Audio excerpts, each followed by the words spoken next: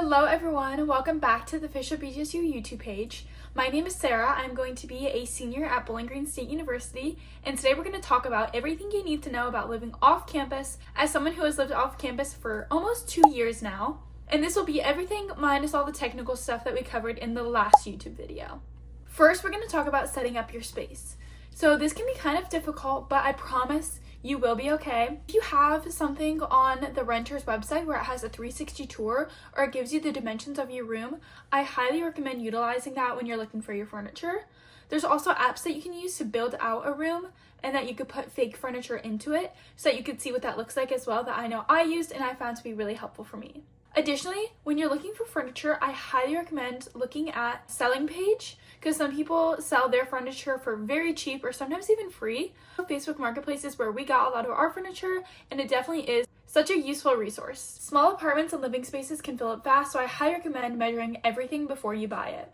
Up next is making your house a home. So how can you make your apartment or house cozy? This is a really good question and something that I've used a lot with Pinterest. Having a board where you can put types of furniture that you want, aesthetics that you want, vibes that you want is super helpful when you're going out and looking for furniture and decorations, so you kind of know if you're fitting that set idea you have in your head or not. Additionally, I would focus on trying to find multi-use furniture, like beds with storage, etc.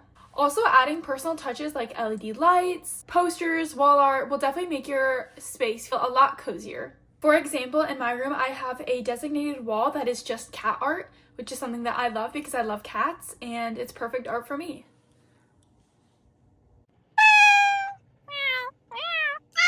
Another thing to make sure you're keeping the peace between your roommates is to set house rules early on, whether that be talking about food, chores, laundry, etc. Also, using a shared calendar can be super helpful to know where everyone is at a certain time, or even Life 360.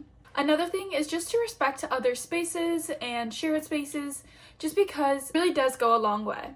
Another thing is when you're going on that first grocery run, focus on things that you will need over a long course of time. The essentials like toilet paper, paper towels, seasonings, basic food items, etc. You can also start to buy cleaning supplies as well, and designated whether you want to share those or have those for yourself.